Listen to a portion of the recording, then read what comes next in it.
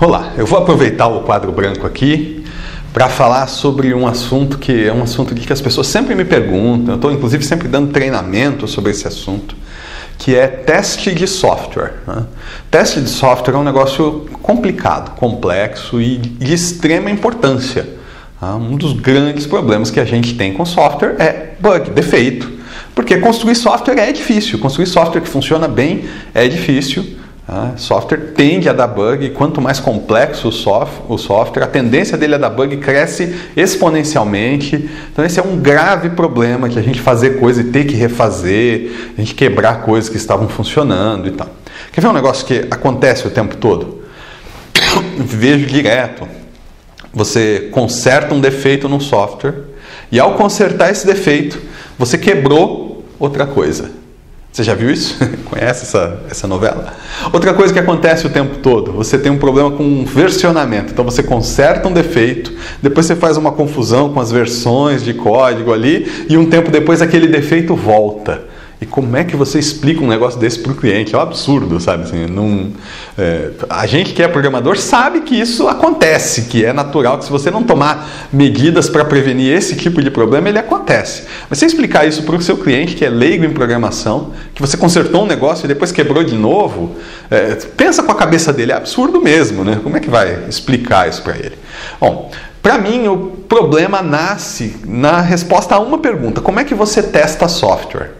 Então eu vou desenhar aqui um software que é o software mais simples que você pode imaginar. Você tem um site e no seu site você tem um formulário de contato. Okay? Então eu tenho um formulário de contato no meu site. Formulário. No formulário você pede o e-mail do sujeito e a mensagem.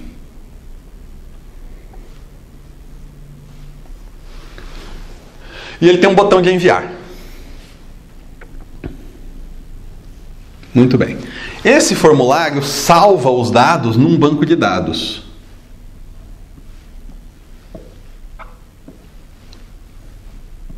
E ele também envia um e-mail para o seu cliente, o dono do site, para avisar que o cliente dele deixou uma mensagem, ele tem que responder. Então está lá o e-mail. Tá? Agora, você também salva isso num banco de dados, porque e-mail é um negócio que, sei lá, deu pau no Outlook do camarada. As pessoas insistem em continuar usando o Outlook. E perdeu o e-mail. Tá? Você tem isso guardado num lugar estruturado, um banco de dados com esse negócio todo. E você criou um painel administrativo que tem uma listagem de data e e-mail,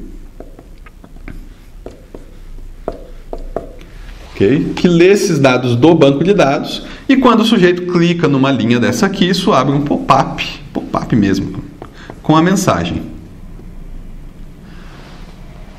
Ok? É basicamente isso o nosso software. Bom, como é que você testa esse software? Você vem aqui, preenche o seu e-mail, coloca a sua mensagem e dá OK. Depois você vai lá e olha no sistema administrativo, vê se apareceu lá o seu e-mail, a sua mensagem. Olha o e-mail do cliente, vê se chegou a mensagem para ele. Legal, maravilha, está testado o software, não é? Muito bem. Mas isso aqui pode dar problemas. Por exemplo, alguém pode vir aqui e colocar um e-mail inválido. Então como é que você testa? Você escreve um e-mail inválido aqui, clica no OK e vê se vai a mensagem. Se mostrar uma mensagem de erro, avisando que é e-mail inválido, está tudo bem. Se ele aceitar, simplesmente tem problemas. O sujeito pode esquecer de pôr a mensagem. Então você vai fazer a validação, você vai testar a validação. Você vai clicar no OK sem preencher a mensagem. Você vai clicar no OK sem preencher o e-mail. Você vai escrever HTML na mensagem, inclusive JavaScript aqui e tal. E vai ver se lá no final, no administrativo, esse JavaScript vai ser executado, esse HTML exibido, ou se você lembrou de escapar, que é a coisa certa a fazer para evitar script injection e tudo mais. Né? Você vai colocar valores aqui que são gigantescos para ver se o banco de dados vai dar conta, ou se existe uma validação aqui que trate esses dados para o formato do banco de dados. Então, olha só, eu criei um formulário com 2 campos apenas, com um banco de dados com uma única tabela, e eu tenho meia dúzia de casos de teste. Bom, Aí o cliente que pediu o seguinte: eu vou querer agora um campo novo aqui, eu quero o campo CPF, não, CPF, nome. Judiação pediu CPF no formulário de contato. Bom, ele pediu o campo nome. Muito bem, você colocou o campo nome aqui no formulário e você fez esse campo nome ser enviado por e-mail. Mas você esqueceu que tinha um sistema administrativo. Então você não criou o campo nome no banco de dados, não mudou a query que insere no banco de dados, não mexeu no sistema administrativo. Bom, isso é um bug, é um problema, é um defeito, porque você esqueceu um pedaço do sistema.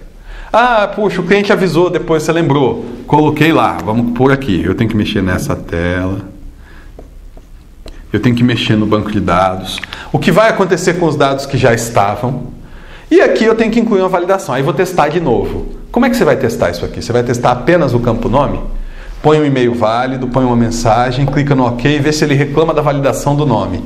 Escreve o nome aqui, vê se o e-mail chegou, vê se o dado foi gravado no banco, se aparece aqui certinho o nome e está tudo bem, porque os outros campos você já tinha testado? Não. Esse não é o jeito certo. Por quê? Porque um sistema pode ter dependências, uma coisa pode quebrar a outra. Tá? Então o fato de você ter posto o campo nome aqui pode quebrar o código que faz gravar o e-mail, porque alguém na hora de escrever lá cometeu um erro. Tá? Então, sempre que você mexe numa parte de um sistema, num módulo, num componente, sei lá como é que chama na sua linguagem, o jeito ideal de testar seria testar o sistema inteiro, ou pelo menos o módulo, o componente inteiro. Tá? Tudo aquilo que possa depender daquele código em que você mexeu. Então a gente tinha meia dúzia de casos de teste, agora a gente tem que testar com script injection no nome, tem que testar se o nome é válido ou não. Bom, você percebeu que isso cresce exponencialmente, isso é um problema bastante sério aqui, né? Não tem fim esse negócio. Quando você estiver no 10º campo, você tem 500 casos de teste. E quando você puser o 11º, esses 500 viram 1000, viram 2000. É impossível testar isso aqui do jeito que tem que ser testado humanamente. Então, o único jeito certo de testar software, o único jeito certo de assegurar de que o software de fato funcionou, é usando testes automatizados. Testar isso com todos esses casos, com todas essas variações, não é trabalho para um ser humano, é trabalho para um robô. Então você precisa colocar um robô para fazer isso. Não dá para fazer isso à mão, ninguém vai fazer. É desumano, é inviável, não vai acontecer e o software vai com bugs para o ar. Você continua tendo que testar à mão? Sim, esse testezinho que você ia fazer mesmo. O cliente vai ter que testar para ver se está adequado em relação ao que ele esperava também. Tá? Mas o jeito certo de assegurar de que você não inseriu bugs no código ao fazer uma manutenção, uma correção, uma modificação, é usando testes automatizados. Isso é uma questão de matemática simples, é inviável fazer de outro jeito, tem que ser através de testes automatizados. Então, se você não sabe nada sobre testes automatizados, é um bom momento para você começar a procurar sobre o assunto. Tem ferramenta hoje em tudo quanto é linguagem, tem jeitos muito bons de fazer isso.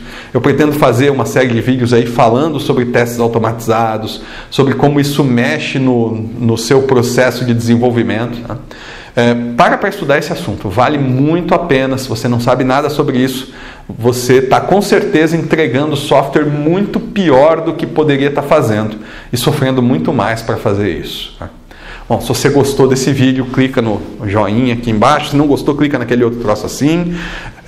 Manda comentários aí, feedbacks pra gente. Isso é ouro pra gente. Eu tenho recebido comentários. Vocês não sabem como isso é bom pra gente que está aqui procurando tentar ver como é que a gente pode ajudar os desenvolvedores no Brasil, como é que a gente pode ajudar essa comunidade. Seu comentário vale ouro pra gente. E também, se tiver interesse em receber conteúdo exclusivo, coisas que a gente não publica aqui no YouTube, coisas que a gente divulga antes, a gente tem uma lista de e-mails feita para isso. Tem um endereço aí na descrição do vídeo no YouTube também, você pode clicar lá, assinar a nossa lista, vale a pena, a gente não faz spam, pode ficar tranquilo, só divulga conteúdo bom para a comunidade de desenvolvedores do Brasil. Obrigado.